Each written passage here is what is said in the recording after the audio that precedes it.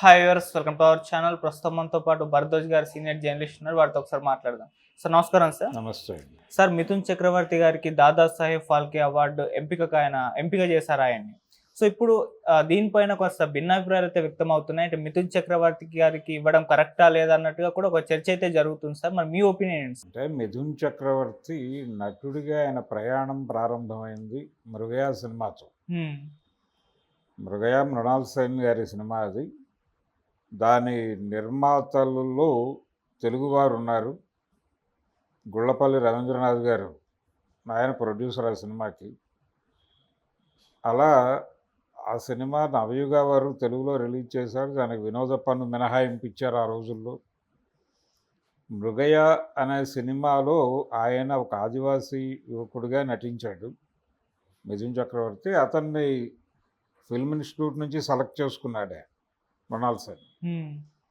అలా మొదలైంది ప్రయాణం మిథున్ చక్రవర్తి. తర్వాత కేఏ అబ్బాస్ తీసినటువంటి నక్సలైట్స్ అనే మూవీలో కూడా కీలక పాత్ర పోషించాడు మిథున్ చక్రవర్తి. ఇలా తొలి రోజుల్లో అతను పెర్ఫార్మెన్స్ ఓరియంటెడ్ క్యారెక్టర్స్ ద్వారానే సినిమా పరిశ్రమలో ప్రవేశించాడు. ఆ తర్వాత తన డ్యాన్సింగ్ కెపాసిటీ, ఇతర అబిలిటీస్తో నెమ్మదిగా మాస్ ఆడియన్స్కి దగ్గరయ్యాడు.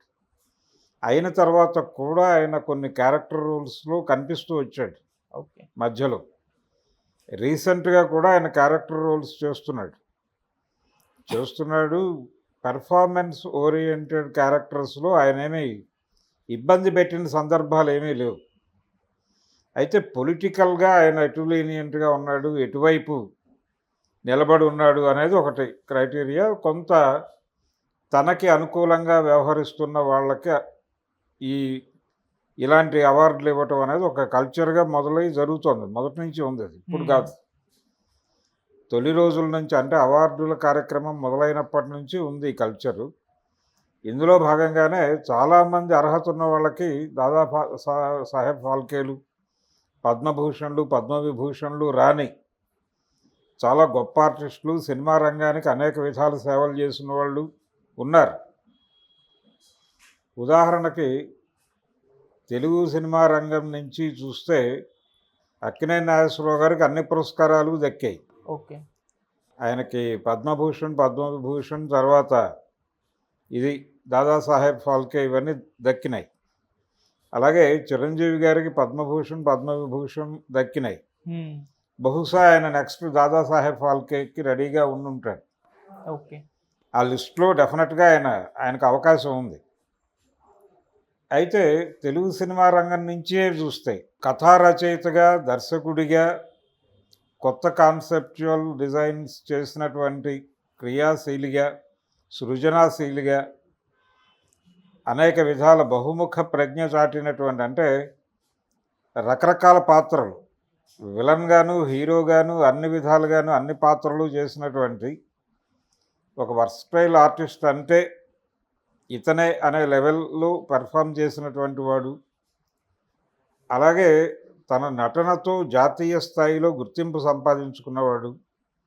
కమర్షియల్ యాంగిల్లో అనేక బాక్సాఫీస్ రికార్డులు కూడా తనతో నడిపించుకున్నవాడు. అంటే పర్ఫార్మెన్స్ ఓరియంటెడ్ క్యారెక్టర్లు చేస్తూనే బాక్సాఫీస్ దగ్గర కూడా స్టార్గా వెలగటం అనేది అది చాలా అంటే ఆశ్చర్యం గొలిపేటువంటి ఒక ట్విస్ట్. అది సాధ్యమైంది ఆయనకు ఒక్కడికే, ఎన్టీ రామారావుకి. ఆయన విభిన్నమైన పాత్రలు చేస్తూ దుర్యోధనుడు, రావణుడు, కీచకుడు ఇలాంటి పాత్రలు చేస్తూనే మెయిన్ స్ట్రీమ్లో బాక్సాఫీస్ దగ్గర #1 హీరోగా కూడా ఉన్నాడు. అలాగే రాజు పేద అనే సినిమాలో ఆయన ఒక దొంగ, అంటే కొడుకు అడుక్కుంటుంటే గిన్నెలో డబ్బులు తీసుకెళ్ళి తాగేసే లెవెల్ క్యారెక్టర్ కూడా చేశాడు. అందులో హీరో కాదు ఆయన, అయినప్పటికీ చేసేసాడు క్యారెక్టర్. అలాంటి వాడికి పద్మశ్రీ తప్ప ఇంకే ప్రభుత్వ పురస్కారం దక్కలేదు. ఎందుకు దక్కలేదు అంటే పొలిటికల్ రైవలరీ ఉంది. ఆయన రాజకీయంగా వాళ్ళకి వ్యతిరేక, కేంద్ర ప్రభుత్వంలో అధికారంలో ఉన్న పార్టీకి వ్యతిరేక భావజాలాన్ని తన సినిమాల్లో చెప్పేవాడు ఆయన. అందుకని ఏ సందర్భంలో అవార్డుల విషయంలో ఆయన వైపు ముళ్ళు వెళ్ళినా దాన్ని వెనక్కి లాగేవాళ్ళు. ఆయనకంటే అర్హతలు ఉన్న వాళ్ళకి ఎవరికి రాలా. ఓకే. ఆయనకంటే తక్కువ అర్హతలు ఉన్న వాళ్ళకి అన్ని పురస్కారాలు దక్కినాయి. హ్మ్. ఇలా అధికార పక్షానికి సన్నిహితంగా ఉండటం ద్వారా పురస్కారాలు వస్తాయనేది చాలా కాలంగా ప్రపంచానికి తెలిసిన విషయమే. ఇది కొత్తగా మాట్లాడుకోవాల్సిన సందర్భం కూడా కాదు. హ్మ్. ఇలా మిథున్ చక్రవర్తి ఈ మధ్య కాలంలో కొంత అనుకూల వైఖరితో ఉన్నాడు. ఓకే. కమలానికి అనుకూలంగా ఆయన కదలికలు ఉన్నాయి. హ్మ్.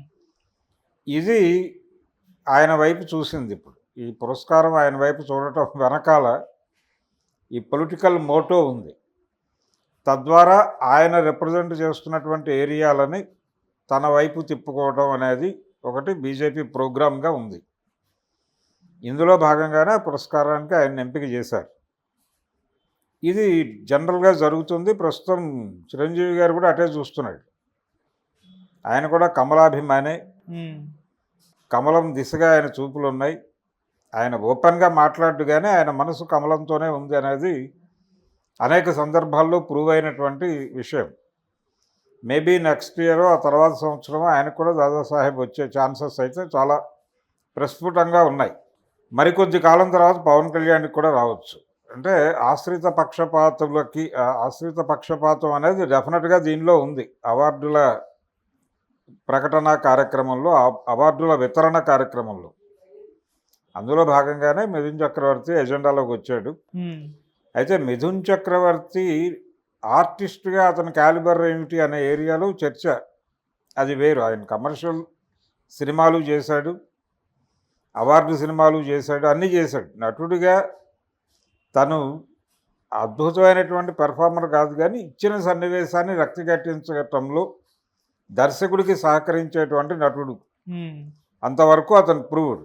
ఓకే. అబ్బాస్ గారి సినిమాలో కావచ్చు, లేకపోతే మృణాల్ సేన్ సినిమాలో కావచ్చు, వారు ఏది కోరుకున్నారో అది అతని నుంచి రాబట్టుకోగలిగారు. హ్మ్.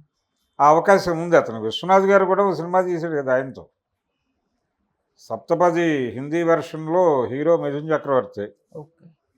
ఇలా రకరకాల క్యారెక్టర్లు చేశాడు. పెర్ఫార్మర్గా కూడా ప్రూవ్ చేసుకున్నాడు. నటన కంటే కూడా అంటే సీనియర్ దాదాపు మృగయ రోజుల నుంచి ఇప్పటివరకు ఇండస్ట్రీతోనే ఉన్నాడు ఆయన. అయితే ప్రధానంగా ఆయన డిస్కో డాన్సర్ తర్వాత ఆయన ఇమేజ్ మారిపోయింది. హ్మ్. డిస్కో డాన్సర్కి ముందు మిథున్ చక్రవర్తి వేరు, డిస్కో డాన్సర్ తర్వాత వేరు. మిథున్ చక్రవర్తి తరహాలోనే గోవిందా కూడా తన డాన్సింగ్ ఎబిలిటీస్తోనే కథ నడిపించాడు. ఓకే. అలాగే జితేంద్ర అని ఇంకొక హీరో ఉండేవాడు. హ్మ్. జితేంద్ర గారు సౌత్ ఇండియన్ రీమేక్స్ మీద ఆయన స్టార్డమ్ నడిచింది. ఆయన ఒక దశలో సీరియస్ బాలీవుడ్ హీరోలు అమితాబ్ బచ్చన్ లాంటి వాళ్ళని కూడా వెనక్కి నెట్టేయగలిగాడు ఈ రీమేక్స్ ద్వారా. అందుకని చాలామందిలో Jitendra in total Hollywood hero, లేకపోతే బాలీవుడ్ హీరో, హాలీవుడ్ కాదు బాలీవుడ్ హీరోని యాక్సెప్ట్ చేయడానికి కొంచెం మొహమాట పడతారు. అంటే ఇతర హీరోలతో కంపేర్ చేసేటప్పుడు జితేంద్రని పోలిక్కి తీసుకురారు. కారణం ఏమిటి? అతను సౌత్ ఇండియన్ రీమేక్స్ ద్వారా హీరోగా ఎదిగాడు. సౌత్ ఇండియన్ రీమేక్స్ వలన విజయవంతమైన సినిమాలు వచ్చినాయి అతనికి. అందుకని అతన్ని షారూఖ్ ఖాన్తోనో లేకపోతే అమితాబ్ బచ్చన్తోనో దిలీప్ కుమార్ వీళ్ళ సరసన నుంచోబెట్టడానికి ఇబ్బంది పడతారు. అదే పద్ధతిలో మిథున్ చక్రవర్తిని కూడా డాన్సింగ్ దీని మీద ఎబిలిటీ మీద కథ నడిపాడు కాబట్టి అతన్ని కూడా ఈ మెయిన్ స్ట్రీమ్ హీరోల పక్కన నుంచోబెట్టడానికి కొంచెం ఇబ్బంది ఉంటుంది. కానీ ఇబ్బంది పడటం కన్నా కూడా అతనికి నటుడిగా ఇచ్చుంటే అది వేరే గొడవ. ఇది ఆశ్రిత పక్షపాతం కోటాలో వచ్చుంటే డెఫినెట్గా అది ఇబ్బందే. హ్మ్. ఎందుకంటే అంతకంటే సమర్థులైన వాళ్ళు ఉన్నారు ఇప్పటికీ. ఓకే. వాళ్ళు ఎందుకు వీళ్ళ చూపు పరిధిలో నుంచి దాటిపోయారు? దక్షిణ భారతదేశం నుంచి కూడా ఉన్నారు. వాళ్ళెవరికి లేనటువంటి ఇది ఆయనకు ఎందుకు కేటాయించారు అనేది చూడాలి. ఇది సౌత్ ఇండియా నుంచి కూడా ఆశ్రిత పక్షపాతమే. రజనీకాంత్ లాంటి వాడికి పెద్దపీట వేయటం వెనకాల ఆశ్రిత పక్షపాతం ఉంది ఖచ్చితంగా. ఓకే. ఆ అకౌంట్లో వచ్చింది అంటే ఇబ్బంది. దాని మీద డిస్కషన్ చేయొచ్చు. దాని మీద చర్చ చేయవచ్చు. అవార్డులు పక్షపాత ధోరణి, తమ వారికి మాత్రమే అంటే అయిన వారికి మాత్రమే దీనిలో పెడతారు, కాని వారికి ఆకుల్లో పెడతారు అనేది, అయిన వారికి కంచాల్లో కాని వారికి ఆకుల్లో అనేది మనకు ఒక పాత సామెత ఉంది. అదే పద్ధతిలో ఇక్కడ అయినవారు కాబట్టి వారికి వడ్డిస్తున్నారు.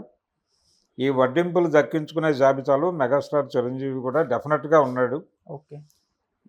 మెగాస్టార్కి ఈ మధ్య కాలంలోనే ఆయన అద్భుతమైన డాన్సరు, ఇన్ని వందల పాటల్లో ఇన్ని వేల స్టెప్పులు వేసాడని గిన్నీస్ బుక్ రికార్డు అందుకున్నాడు ఆయన. అవును. సో ఆయనకి ఈయనకి ఒక పోలిక ఉంది. డాన్సింగ్ ఎబిలిటీ, ఫైటింగ్ ఎబిలిటీ వీటి మీద వాళ్ళు కథను నడిపారు. అయితే చిరంజీవి పెర్ఫార్మర్ కూడా, రజనీకాంత్ కూడా ప్రధానంగా ఆయన నడిపింది యాక్షన్ ఎపిసోడ్స్ మీద నడిపాడు కథ. రజనీకాంత్ పెర్ఫార్మర్గా కంటే కూడా ఒక యాక్షన్ హీరోగా ఎస్టాబ్లిష్ అయ్యాడు. ఓకే. ఎమోషనల్ హీరోగా కూడా ఎక్స్పోజ్ అయ్యాడు. అది కనెక్ట్ అయింది, ఆడియన్స్కి క్యారీ అయిపోయాడు. ఇన్ టోటల్గా ఒక సంపూర్ణ పరిపూర్ణ నటుడు అనేటువంటి లక్షణాలు ఉన్నాయా అంటే అనుమానమే రజనీకాంత్ విషయంలో. బాలచంద్ర గారే అన్నాడు ఆ మాట.